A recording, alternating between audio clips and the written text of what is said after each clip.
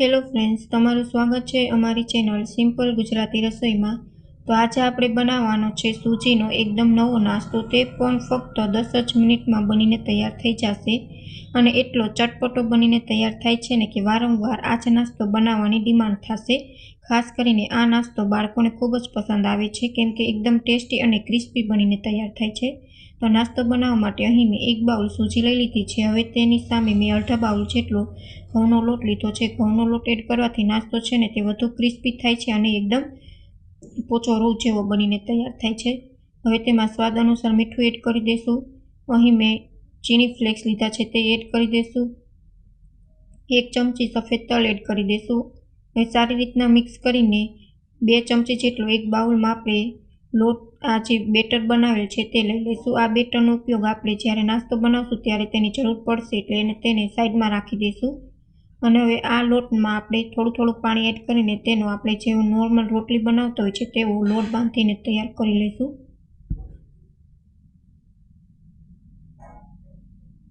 તો અહીં લોટ છે તે તૈયાર થઈ ગયો છે। હવે આપણે નાસ્તો બનાવવા માટે બીજી તૈયારી કરી લઈશું। આ લોટને આપણે રેસ્ટ માટે મૂકી દઈશું। તો અહીં જે આપણે બેટર 2 ચમચી રાખ્યું હતું તેમાં થોડું પાણી એડ કરીને તેને આપણે પલાળીને રાખી દઈશું।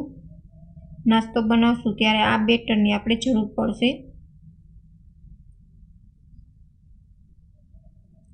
પાણી છે તે સેજ એક્સ્ટ્રા નાખશું કેમ કે રવો છે તે આપણું પાણી છે તે ઓબ્ઝર્વ કરી લેતો હોય છે, ફૂલતો હોય છે, એટલે પાણી છે તે સેજ વધારે એડ કરશું તો પણ આપણું આ બેટર છે તે ગાઢું થઈ જશે।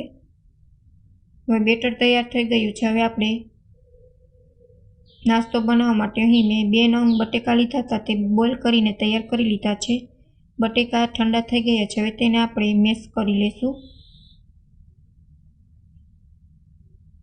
બટેકા સારી રીતના મેશ થઈ ગયા છે। હવે આપણે તેમાં સ્વાદ અનુસાર મીઠું એડ કરી દઈશું। ત્યાર પછી 1 મરચું કાપી લીધું છે તે એડ કરી દઈશું। અહીં મેં મરચું છે તે તીખું લીધું છે અને 1 જ નંગ છે। તમને જે પ્રમાણે તીખાશ પસંદ હોય તે પ્રમાણે મરચાંની વધઘટ કરી શકો છો। 1 કાંદું સુધારી લીધું છે તે એડ કરી દઈશું। અહીં મેં 1 ચમચી ગરમ મસાલો લીધો છે તે એડ કરી દઈશું। ગરમ મસાલો એડ કરવાથી આપણું સ્ટફન છે ને તે ખૂબ જ સરસ ટેસ્ટી બનીને તૈયાર થાય છે। એ સારી રીતના તેને મિક્સ કરી લઈશું।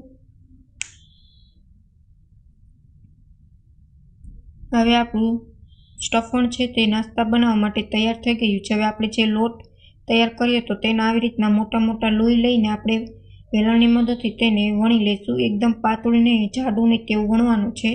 અને જે આપણે બટેકાનું સ્ટફન તૈયાર કરેલ છે તેને આપણે ઉપર પાથરી લઈશું। સ્ટફન છે તે સેજ વધારે રાખશું જેથી બાળકોને ખૂબ જ પસંદ આવે અને સ્ટફન છે તે પણ ટેસ્ટમાં સરસ લાગે છે।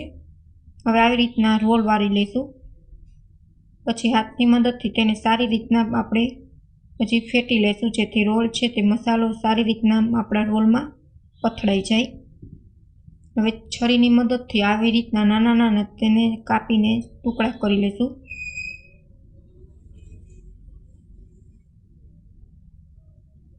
અહીં બધા જ ટુકડા કરીને તૈયાર કરી લીધા છે। હવે તેને હાથની મદદથી અહીં પ્રેસ કરી લીધા છે।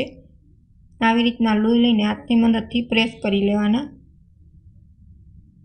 જેથી અંદરનું સ્ટફન છે ને તે બહાર ન નીકળે અને સારી રીતના આપણો જે નાસ્તો છે ને તે બનીને તૈયાર થાય।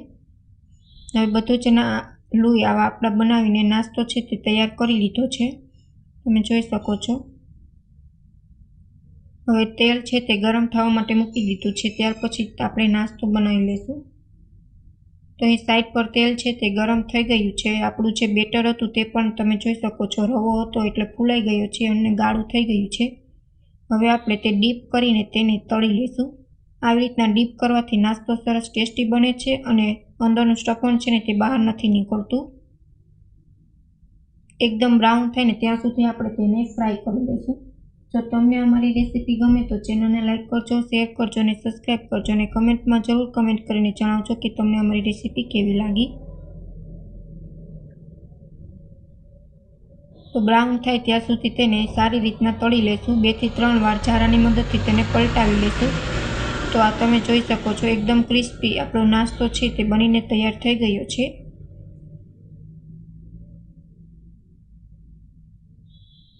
Thank you for my watching video.